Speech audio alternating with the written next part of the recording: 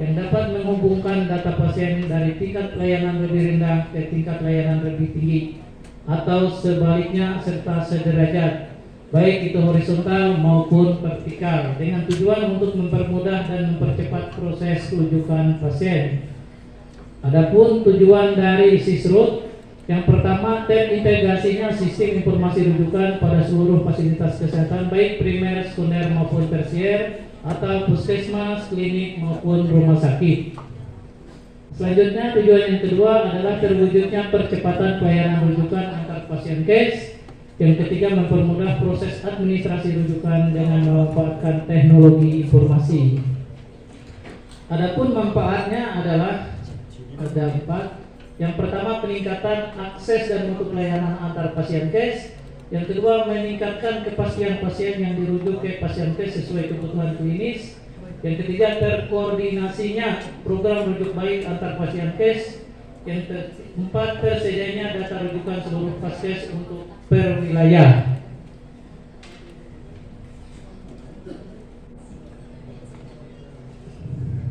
Ini tantangan dalam pelaksanaan SISRUT yang sudah direkap oleh tim kerja rujukan. Yang pertama, akun SISRUT tidak aktif.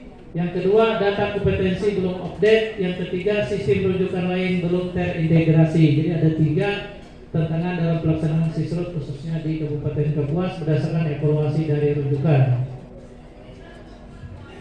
Ini laporan rujukan SISRUT Kabupaten Kapuas, rekap rujukan periode tanggal 1 bulan 1 2024 sampai dengan 31 bulan 12 2024, artinya tahun 2024. Bahwa berdasarkan laporan tersebut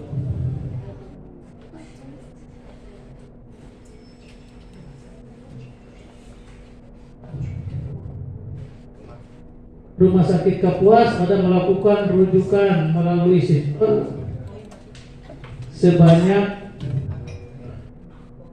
rujukan masuk dari puskesmas 25, rujukan keluar dari Rumah Sakit Dr. Sumarno Susturatmojo sebanyak 317. Sementara PSG juga ada melakukan rujukan keluar sebanyak 4 kasus. Puskesmas lain Palangkau ini ada 6 merujuk pasien melalui aplikasi SISRUT.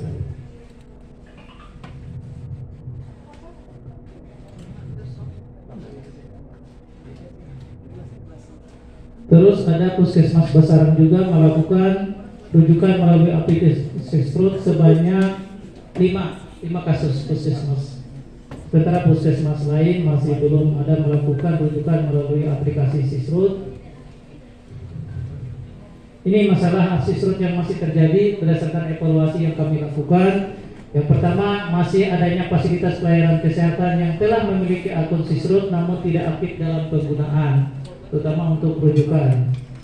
Yang kedua, beberapa pasien case telah menggunakan sistem informasi rujukan lain yang tidak terintegrasi dengan SISRUT.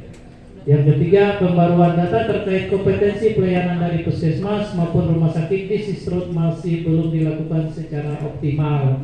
Artinya perlu dilakukan evaluasi kembali terkait dengan pembaruan data kompetensi pelayanan, baik itu di puskesmas melalui ataupun di rumah sakit, untuk mendukung pelaksanaan kegiatan SISRUT.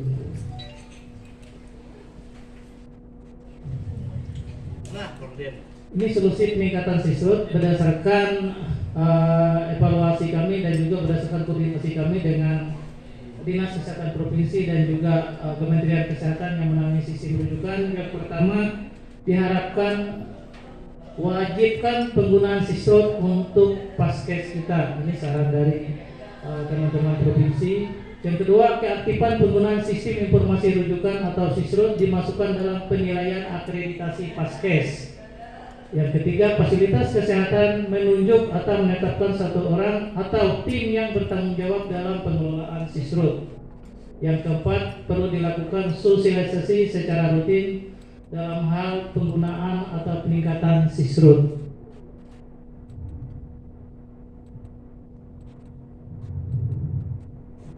Ini harapan untuk teman-teman puskesmas. Yang pertama, mengisi instrumen care pathway atau rujukan non spesialistik atau RNS yang kita harus lakukan. Yang kedua, aktifkan penggunaan sisrut. Yang ketiga, tingkatkan mutu layanan primer. Jadi ada 3 yang harus kita lakukan dalam mendukung pelaksanaan program sisrut.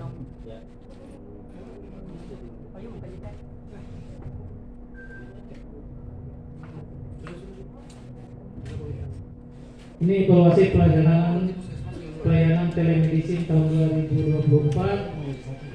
Sama seperti yang disampaikan oleh Pak Mulis tadi, bahwa kita harus menggunakan aplikasi telekonsultasi 2.0.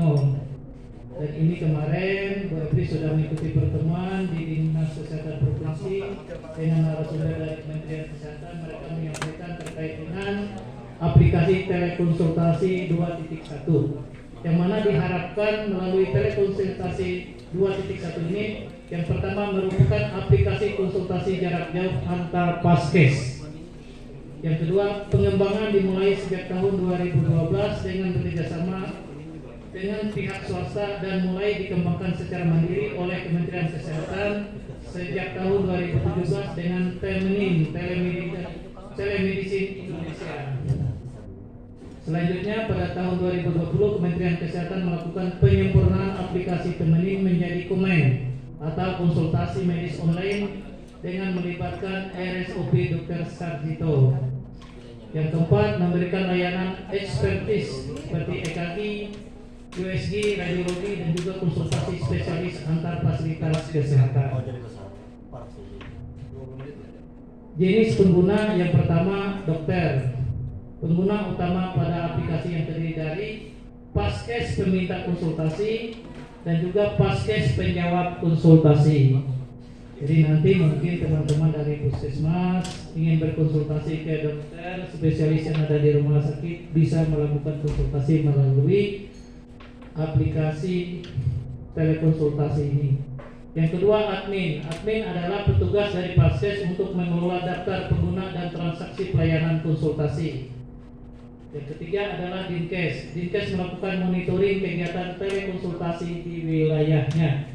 Dan ini sudah dilakukan oleh Bu Ebri terkait dengan monitoring pelaksanaan kegiatan telemedicine. Adapun pengertian daripada pelayanan telemedicine di Kabupaten Kapuas tahun 2022 sampai dengan 2024, yang pertama, Dinas Kesehatan Provinsi Kalteng mengundang Dinkes Kabupaten dalam sosialisasi telemedicine dengan memperkenalkan aplikasi Komen pada bulan September 2022 dengan peserta dari Dinkes Kabupaten, RSUD, berdasarkan itu hadir spesialis dan juga admin serta 1 puskesmas dalam kota yang ditunjuk. Izin ulangi, waktunya 5 menit 12 detik lagi. Selanjutnya Dinkes Provinsi, makasih Pak. Selanjutnya Dinkes Provinsi Kalteng mengundang kembali Dinkes dalam Kabupaten dalam rangka mengimplementasikan aplikasi Komen pada bulan November 2022 dengan peserta Dinkes Kabupaten, RSUD, sama pesertanya dokter spesialis dan juga admin serta 1 puskesmas yang ditunjuk. Ini roadmap telemedicine kita di Kabupaten Kapuas tahun 2023 sampai dengan tahun 2026. Kegiatan penyediaan telemedicine di fasilitas kesehatan. Sementara rencana kegiatan, jumlah fasilitas kesehatan atau pasienkes yang melayani konsultasi jarak jauh antar pasienkes melalui pelayanan telemedicine untuk mendapatkan akses pelayanan kesehatan yang berkualitas. Roadmap kita kemarin untuk tahun 2023 ada 5 puskesmas, 2024 8 puskesmas, tahun 2025 ini ada 16 puskesmas, sehingga total tahun 2026 26 puskesmas sudah menerapkan telemedicine. Itu harap kita.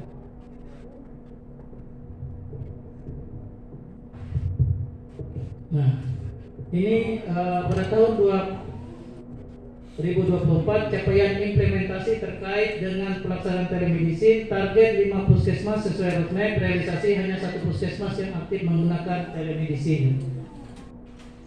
Detail implementasi puskesmas aktif adalah puskesmas Lupak. Tepuk tangan untuk Lupak. Mitra telemedicine bukan ke RSUD Dr. Sumarno Sustro-Atmojo, tapi ke rumah sakit lain. Ini maksudnya ke Banjarmasin, Mbak Evi ya. Rujukan pada saat itu. Rencana tindak lanjut dari pelaksanaan telemedicine adalah pasien case yang sudah terdaftar untuk segera aktif menggunakan aplikasi telemedicine dan difasilitasi sesuai dengan kondisi masing-masing pasien case. Yang kedua, Dinkes Provinsi Kabupaten berkomitmen untuk memonitoring dan mengevaluasi pelayanan telemedicine di wilayah kerja masing-masing.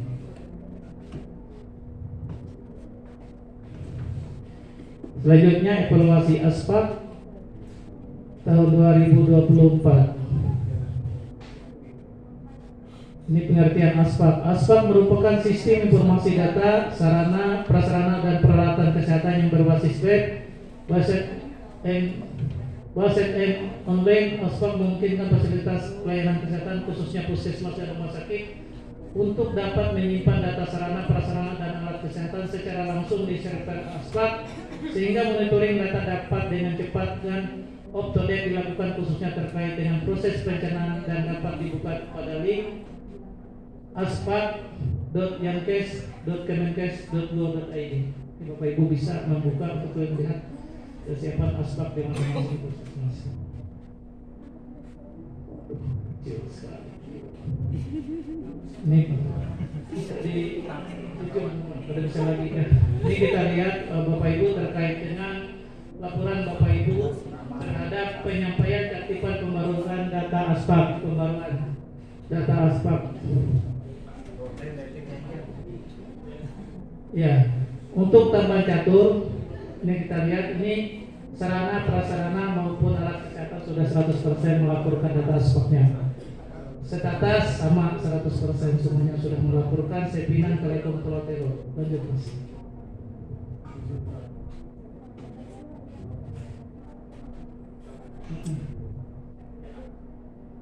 Buat next ya. Ini rata-rata 100 semuanya Bepri yang sudah menyampaikan yang tahun 2000. Nah, ini untuk evaluasi yang tahun ini Pak. Belum Pak. Ini yang lain Pak. Untuk konten ini. Nah, ini di jam Pak. Ini yang baru laporan untuk Bepri untuk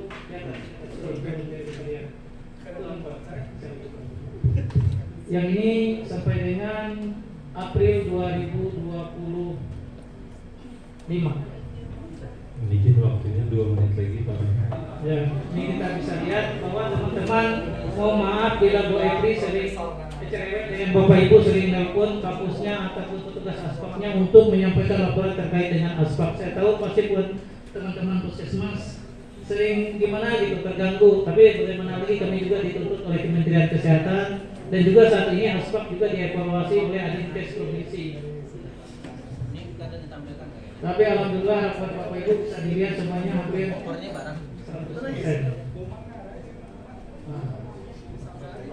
Ya, sebentar. Kita lanjutkan. Ini keterangan dari rekan tersebut di atas. Yang pertama, terdapat perubahan menu Alkes sesuai dengan yang pertama Peraturan Menteri Kesehatan Republik Indonesia Nomor 19 Tahun 2024 tentang penyelenggaraan pusat kesehatan masyarakat. Yang kedua, Keputusan Menteri Kesehatan RI Nomor HK-07/Menkes/1578/2024 tentang perubahan atas KMK Nomor HK-07/Menkes/1047/2024 terkait standar perawatan pelayanan kesehatan primer. Yang kedua, sehubungan dengan hal tersebut diperlukan pembaruan data pada sistem ASPAK untuk menyesuaikan dengan ketentuan terbaru sehingga terjadi perubahan pada data ASPAK. Yang keempat, beberapa puskesmas belum mencapai target 100% pembaruan data karena melakukan update mendekati batas akhir waktu yang telah ditetapkan. Hal ini menyebabkan aplikasi tidak memiliki waktu cukup untuk membaca dan memproses seluruh data yang diperbaharui. Ya, kita juga tahu kemarin beberapa teman-teman pengelola ASPAK di grup ASPAK itu sering menanyakan, ini tadi sudah 100%, kenapa turun lagi menjadi 80 dan lain-lain. Nah, setelah kita evaluasi ternyata batasan waktu untuk teman-teman dari Kemenkes juga melakukan evaluasi laporan ASPAK kita juga terbatas.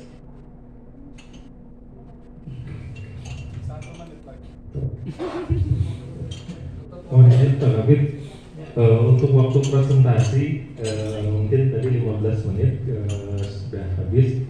Apakah perlu perpanjangan waktu lagi Bapak Ibu? Perlu lah. Oke, kalau misalnya kita perpanjang waktu, mungkin nanti untuk sesi diskusi kita kurangi, Bapak Ibu. Silakan lanjut, Bapak Ibu. Mau ya Pak. Ini kalau kita ada kebun aspek teman-teman puskesmas 100%.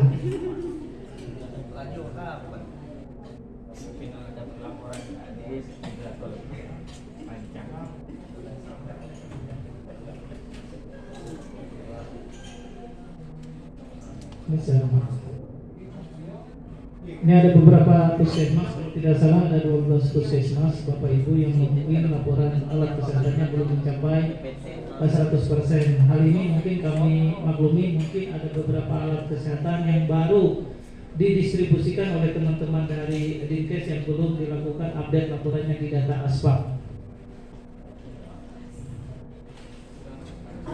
Ini ada rentangannya tempat baru yang mungkin nanti bisa dikoordinasikan dengan tugas aspaknya apa, tapi rata-rata kita sudah di atas 90% Bapak Ibu. Secara keseluruhan laporan aspak kita sudah baik. Ini keterangan laporan aspak per 26 April 2025 adalah sebagai berikut. Yang pertama, wilayah aspak Kabupaten Kapuas, Provinsi Kalimantan Tengah, jumlah puskesmas 26 puskesmas. Lengkapan data dari 26 puskesmas hanya 14 puskesmas yang 100% untuk sarana prasarana dan alat kesehatan. Sementara status 14 puskesmas dinyatakan oke dalam sistem aspak, 12 puskesmas belum oke. Nah, ini nanti mungkin jadi kerja bersama kita Bapak Ibu sekalian untuk menyampaikan laporan biar 100%. Ini bisa dilihat.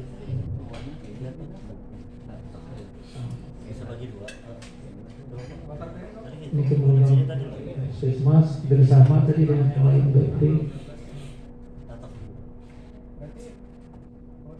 Ini sama. Ini Lapesda. Ini kelengkapan kepemilikan Peraturan Kesehatan Daerah per 26 April 2025. Kalimantan Tengah, Lapesda, Lapkesmas Sekarang, Lapkesmas tingkat 2 namanya. Milik Pemkab Lokasi Kabupaten Kapuas, sarana 100%, prasarana 80%, alat kesehatan 19,87 sehingga secara kumulasi 71,96. Ini baru dievaluasi kembali untuk laporan alat kesehatan dan juga prasarana yang belum mencapai 100%.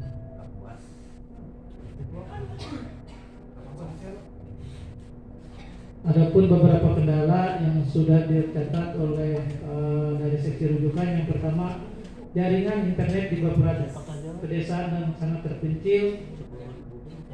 Jaringan internet di daerah pedesaan dan terpencil sangat terbatas sehingga menghambat update data.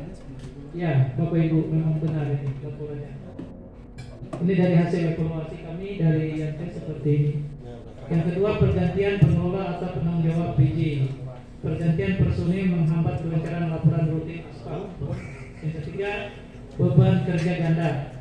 Pengelola aspek sering memiliki tugas tambahan lainnya sehingga pengelolaan data aspek tidak maksimal. Ini dari evaluasi sesi rujukan. Tindak lanjut, yang pertama, Dinas Kesehatan mengarahkan puskesmas untuk melakukan update data di lokasi dengan jaringan sinyal yang lebih kuat. Yang kedua, Dinas Kesehatan Kabupaten Kapuas memberikan bantuan berupa pengarahan dan bimbingan kepada puskesmas untuk melaksanakan update data aspek. Yang ketiga, Dinas Kesehatan rutin mengingatkan pengelola aspek untuk selalu melakukan update data baik melalui surat elektronik maupun informasi melalui wilayah grup pengelola aspek. Selanjutnya, seksi mutu akreditasi. Ini katingnya Ibu Ramawati.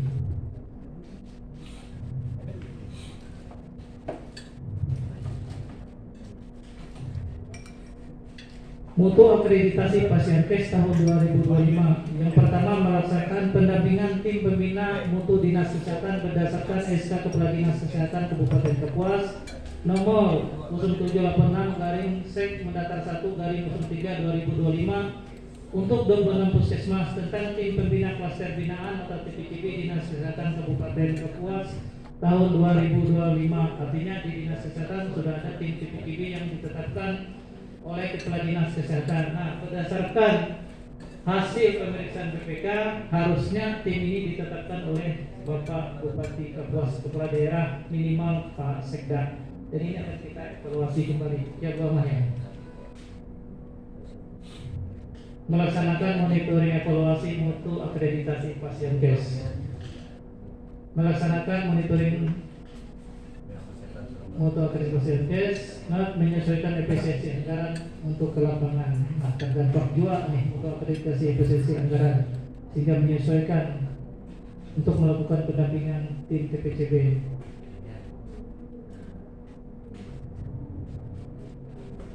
Keputusan Bupati Kapuas sama nih nomor 744 tahun 2025 berdasarkan keputusan Bupati Kapuas nomor 744 tahun 2025 tentang tim kerja pada Dinas Kesehatan Kabupaten Kapuas, sehingga terjadi perubahan nama tim kerja dari tim kerja mutu akreditasi pasien kes dan pembiayaan kesehatan menjadi tim kerja fasilitas pelayanan kesehatan dan mutu pelayanan kesehatan. Ini akan berubah nomenklaturnya berdasarkan SUPK yang baru. Adapun tugas dan fungsi dari tim mutu akreditasi pasien kes adalah pengelolaan audit medis atau audit klinis rumah sakit dan pelayanan standar pelayanan kesehatan, lanjutan dan program jaminan kesehatan. Yang kedua, fasilitas pelaksanaan akreditasi dan peningkatan mutu pelayanan dan keselamatan pasien di fasilitas pelayanan kesehatan. Yang selanjutnya, melakukan pengawasan dan penyelidikan pelaksanaan kebijakan di bidang pelayanan kesehatan. Yang selanjutnya, pemberian bimbingan teknis pada UPT Dinas Kesehatan dan pengelolaan jabatan fungsional bidang pelayanan kesehatan. Ini Permenkes nomor 30 tahun 2022 yang mengatur tentang indikator nasional mutu. Indikator nasional mutu pelayanan kesehatan tempat praktek mandiri, dokter dan dokter gigi, klinik, pusat kesehatan masyarakat, rumah sakit, laboratorium kesehatan dan juga unit transfusi darah. Indikator nasional mutu adalah tolak ukur yang digunakan untuk menilai tingkat keberhasilan mutu pelayanan kesehatan di fasilitas pelayanan kesehatan. Ini Bapak Ibu rekapan laporan indikator nasional mutu berdasarkan laporan Puskesmas untuk tahun 2025. Nah, kita lihat bahwa lupa, teman baru, teman catur sudah Anjir Selak sudah menyampaikan laporan.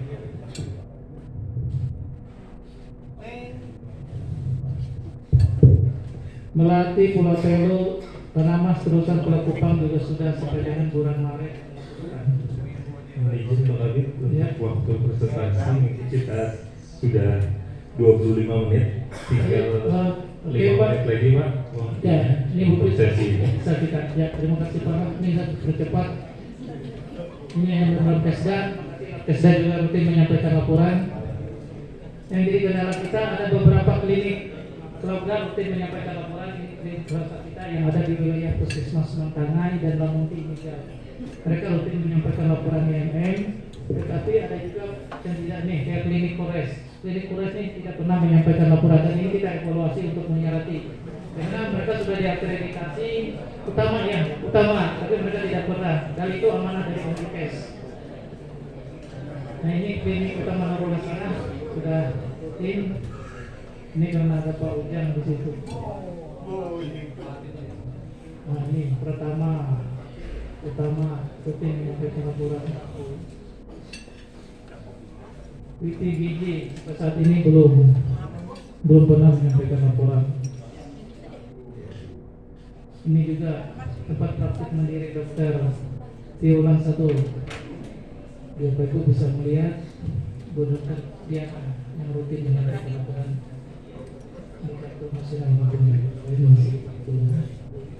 Ini jadi tugas kami juga. Ini dokter Yogi Kuti Pususirawasi juga rutin untuk menyampaikan laporan.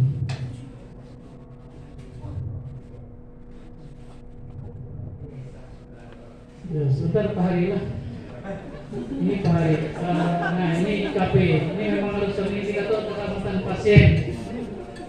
Kalau lupa sampai melaporkan, tapi ada beberapa puskesmas. Namun laporan ini kami hargai Bapak Ibu, mungkin untuk ininya petugasnya belum menginput aja di ini.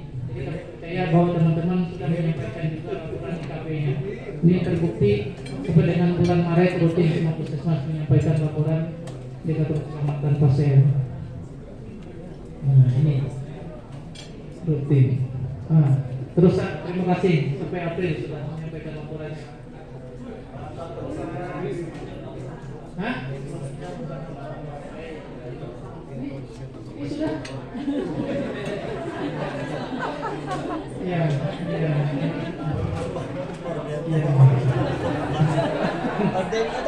Ya.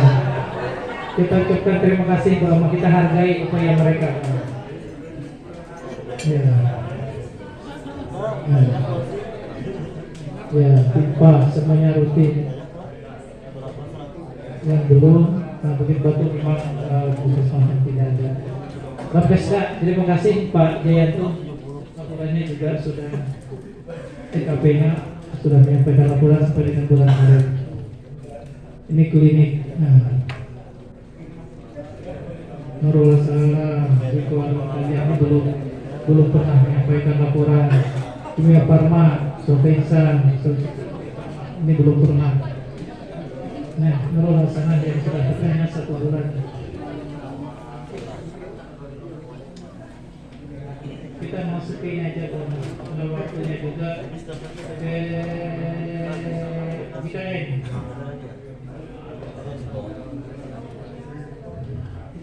Ini kesimpulan dari program akreditasinya Bu Rahmawati. Yang pertama, tujuan transformasi layanan primer adalah terwujudnya pelayanan kesehatan primer yang komprehensif dan berkualitas dengan mengedepankan upaya promotif dan preventif. Yang kedua, upaya mewujudkan pelayanan kesehatan primer yang berkualitas diperlukan kolaborasi dan sinergitas dari seluruh stakeholder. Yang ketiga, akreditasi merupakan salah satu strategi untuk pencapaian tujuan transformasi layanan kesehatan. Yang keempat, akreditasi, pengukuran dan pelaporan IMM serta pelaporan IKP di RKTP merupakan strategi untuk menjaga dan meningkatkan mutu secara berkesinambungan yang memerlukan pembinaan terpadu oleh dinas kesehatan. Yang terakhir, diperlukan komitmen dukungan anggaran daerah dan sumber lain sesuai peraturan perundangan untuk mencapai target RPJMD tahun 2025 sampai dengan tahun 2029. Ini Bapak Ibu informasi terkait dengan PKN kita, bahwa untuk tahun 2024 kita kemarin mendapatkan anggaran untuk membayar iur PBI-APBD yang didaftarkan oleh pemerintah daerah sebanyak 30 miliar. Dengan jumlah peserta yang kita daftarkan 47.656 jiwa. Per 1 Juni 2024, Bapak PJ Bupati Kapuas menghadirkan DKN dengan tambahan anggaran sebesar 15.331.981.210 dengan jumlah keseluruhan 133.645 jiwa. Total anggaran tahun 2024 sebanyak 45.325.981.260. Realisasi kita 44,9 M. Mohon izin Pak Habib, waktunya sudah habis 30 menit. Ini kebetulan ada juga dari Sekretaris Dinas Kesehatan Provinsi. Selamat datang Pak Denny, Pak Dani. Beliau sudah datang.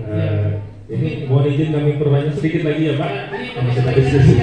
Capaian wasit tersebut di Kabupaten Brebes untuk kita ketahui bersama bahwa APBN kita sebanyak 155 jiwa yang didaftarkan oleh pemerintah pusat. Di APBD provinsi kita mendapatkan dari Partai Berkah 1.500 jiwa yang didaftarkan.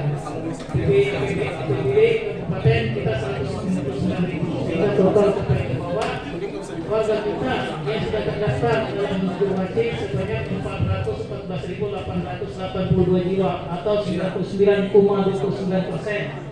Warga kita sudah terdaftar sebagai peserta BPJS. Ini total penduduk kita 417.854 jiwa.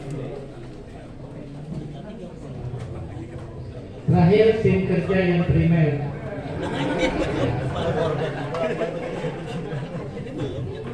Yang pertama, fokus kegiatan tahun 2025 yang primer adalah penguatan penguatan integrasi layanan primer di puskesmas maupun di klinik melalui penguatan 20 puskesmas yang melaksanakan ELP dan sekilas terintegrasi di PCB. Yang kedua, peningkatan jumlah PKM yang melaksanakan ELP dari 20 menjadi 26.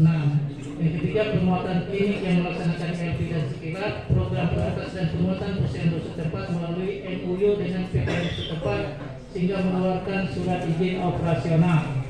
Selanjutnya, penguatan blok. Yang pertama, penyusunan data hukum melalui Perpu maupun SK Bupati terkait blok, tarif blok terbaru dan juga pemberian jasper dan lain-lain. Yang kedua, pelatihan penyusunan laporan keuangan blok dan juga pelatihan lain terkait blok sesuai kebutuhan puskesmas dalam melaksanakan pengelolaan keuangan pada blok. Terima kasih. Demikian paparan kami dari bidang Yankes. Ada 3 saksi. Yang pertama rujukan, yang kedua MAP, yang ketiga yang primer. Demikian kembalikan ke moderator. Baik, terima kasih Pak Kabid Yankes yang sudah menyampaikan presentasinya. Bapak Ibu, terkait dengan tadi sudah 30 menit lebih kita sudah menyampaikan melihat hasil paparan yang disampaikan oleh Bidang Yankes terkait dengan diskusi. Mungkin nanti kita tunda dulu ya Bapak Ibu, karena kebetulan Bapak Sekretaris Dinas Kesehatan Provinsi Kalimantan Tengah, Bapak Reiner Dani sudah tiba di ruangan kita. Mungkin beliau bisa izin Pak Sekretaris, mungkin langsung masuk ya Pak. Oke. Jadi untuk bidang Kesmas kita tunda dulu dan nanti sekalian kita diskusi dengan bidang Kesmas.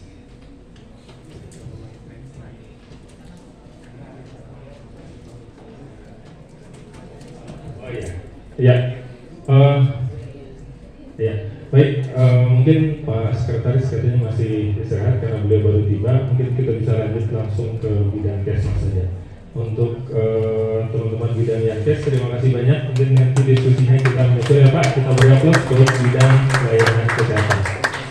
Selanjutnya Bapak Ibu, kita lanjutkan sesi diskusi yang berikutnya. Kita akan saksikan presentasi atau paparan